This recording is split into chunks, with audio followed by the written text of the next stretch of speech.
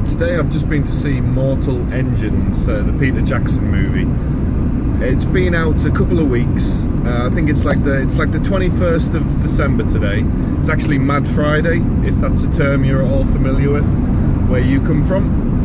Basically the last Friday before Christmas, where everyone breaks up and everyone's super happy because they are going out and broken up for Christmas.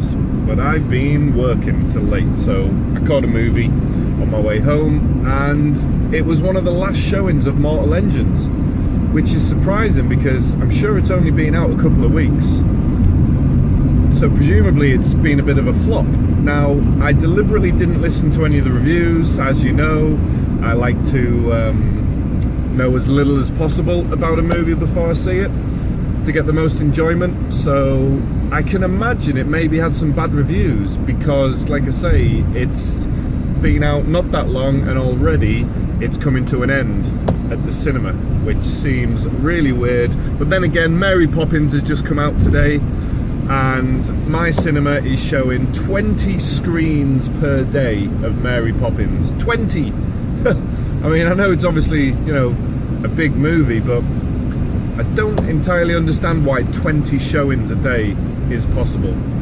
Is needed, sorry. What I would rather a cinema did was, you know, keep on some of the other movies a little bit longer, maybe just show them once a day, but keep them out longer. And Mortal Engines in a couple of days is no longer showing at my cinema. It's a disappointing because I would have gone and seen it again at the cinema, definitely. I wish I'd gone and seen it sooner. I need to definitely be more on the ball in future. In the new year, I'm going to get caught up with movies and make sure that I go out and see these blockbusters as soon as they're released. But Mortal Engines was a very enjoyable film. I'm a big fan of Peter Jackson. I'm an even bigger fan of Lord of the Rings. And you know, maybe I could be a little bit biased towards Peter Jackson movies, but I enjoyed this. First thing to point out is, well, actually one thing I would like to say is I'm in the van today. I'm a little bit paranoid that the van is a lot noisier than the car. Like I say, I've been working all day out in the van, so I am paranoid that the van is going to be a little bit noisy. So I hope the audio isn't too bad, and I will make sure I speak loud enough so hopefully you can hear me clearly. But the first thing I would say about Mortal Engines is it is a hugely visual film. I always pose the question, is this a movie that you need to see at the cinema? Well, this is just the biggest tick in that box that you could possibly ever imagine. This is an absolute must see movie at the cinema. If I'd have watched this for the first time at home on a, you know, semi-small screen, I'm not saying I wouldn't have enjoyed it, but no, it wouldn't have been anywhere near the same. It's a visually spectacular movie. I mean, Peter Jackson directed it. You know, anyone that's seen any of his movies, Lord of the Rings for instance, knows just how good this guy is at putting together visually spectacular films. And this was just brilliant. You know, almost every scene was just loads of awesome stuff to look at. I'll give you an example.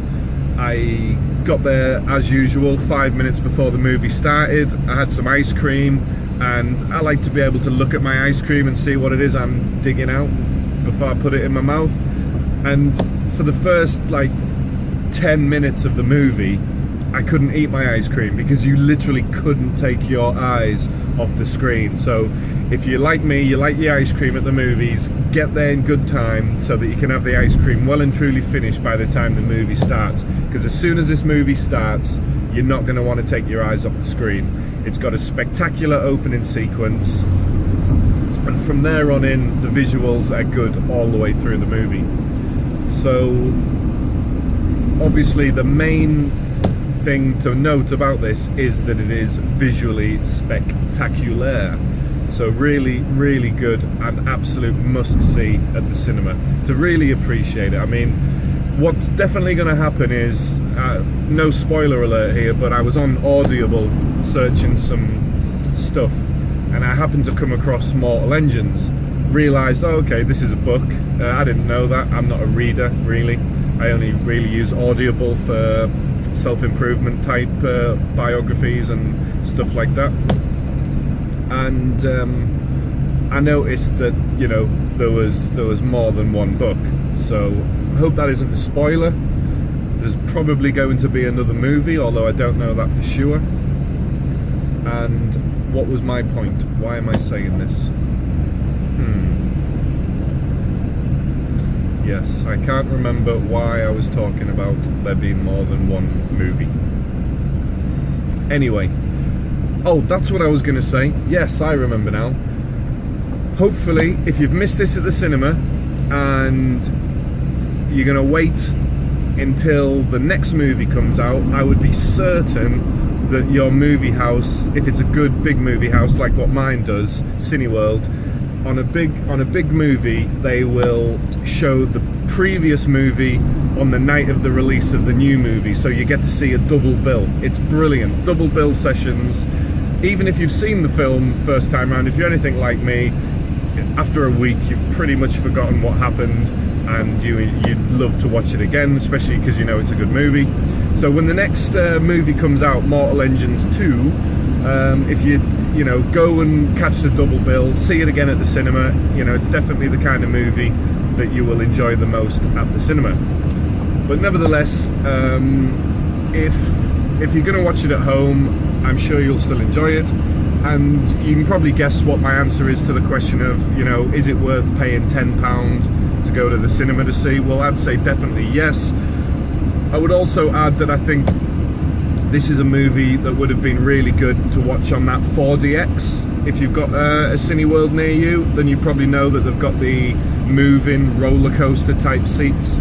You pay an extra, even as a Cineworld Unlimited member like I am, I pay an extra £4.50, I think, to upgrade to a 4DX. Definitely would have been worth it. I wish I'd done that. It's definitely one of those movies where there's so much going on screen, you would be really appreciating the moving chairs to give you that extra immersion. And also, where to sit in the cinema is also quite important, because I got there late, so the seats I would have normally picked had gone, and I decided to kind of take a gamble and sit closer than what I would normally sit, because I thought this is going to be a movie where I don't want to sit too far back. And that is definitely right. I mean, I would have rather been at the very, very front row of the cinema than to be in the middle of the cinema, because it's definitely better the closer you are to the screen, because like I say, it's such a visually spectacular movie. The closer you are, the more you can see it, everything that's going on, the more you feel immersed in the film. It was brilliant. So my choice would be, wherever you think is the furthest forward you would be realistically comfortable sitting, that's where you want to sit. Do not, whatever you do, sit at the back of the movie house for this movie. It would ruin it for me. You just wouldn't get the same effect. You want to be, you know, at the front row of the main section, or I'd even go as far as to say you could sit in the very, very front section if you've got a big screen and you've probably got that front section that no one normally sits in. I actually sat in that section today, the back of that very front section, but it worked a dream. So I was row C, so third from the back of the very, very front. And I would have probably quite happily sat at the very front if need be. So you know where you need to sit, you know that you need to go and see it at the movies. What am I going to rate it out of 10? It wasn't blow my socks off good. It's got to be at 8. It's got to be at 8. Maybe at 8 plus. I'm going to shoot at 8.2. 8.2 out of 10 is probably about where this movie was, which for me is a very good review. That's, you know, an 8 out of 10 upwards. That's good. It's pretty awesome, really. I wasn't, like I say, completely blown away, but I did enjoy the movie. And for those of you who have seen Mad Max, if you like Mad Max, you're probably going to like this movie. Like I say, I never want to give away anything to do with what the movie is about, because That's the whole point in my film reviews, so that you can find out whether it's worth going to the cinema and how good a movie it is without finding out everything that happens in the movie. So it's kind of a movie. It's a futuristic movie, so it's based in the future, and it is kind of a movie about survival. That's all you really need to know. Survival is kind of the underlying theme of the movie, which very much makes me think about Mad Max, and it's very similar to Mad Max. It kind of, as soon as the movie started, I kind of, if I didn't know better, I would have said, oh, I bet the director of the new Mad Max film directed this, but obviously I know it was Peter Jackson. So if you like the Mad Max movies, you're gonna like this. If you like kind of any movie that's spectacular to watch at the cinema, you're gonna like this. It's got a really big actor in, Hugo Weaving. Peter Jackson's worked with him before in Lord of the Rings, obviously. He's Elrond. He was also in The Matrix as Agent Smith. He's an absolutely amazing actor, and he's in this. So you know, it's got a good main character in that regard, and the rest of the cast is decent enough. You know, the characters that you get introduced to, fairly likable and everything. You know, nothing too irritating going on. So yeah, if you like Mad Max, you're gonna like this movie. What else could I argue it reminds me of?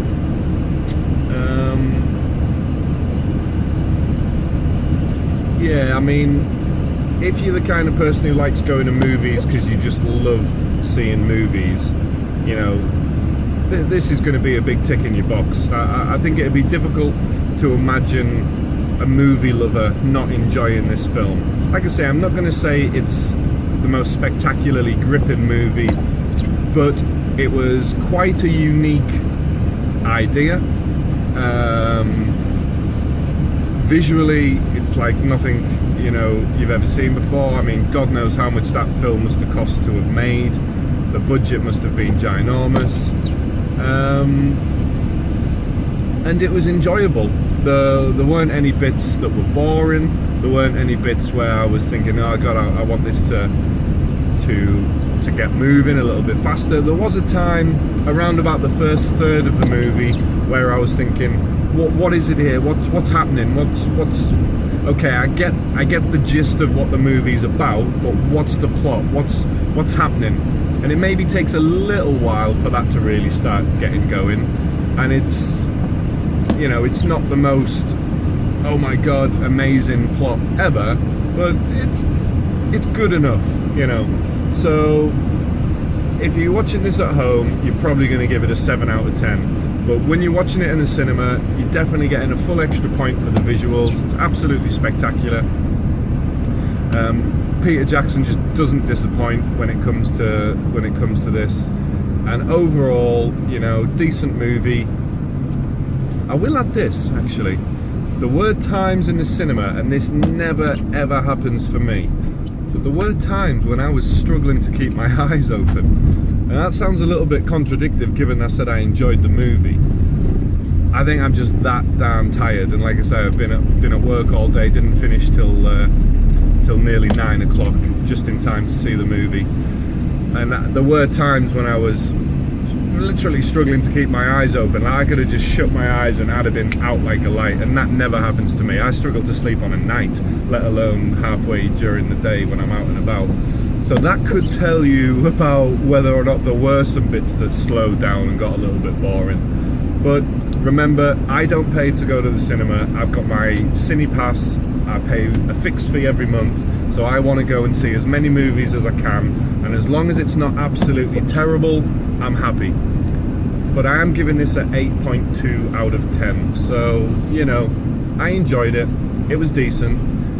Storyline kept me entertained. I was enjoying it, wondering where it was going to go, and when it eventually went there, it was satisfying.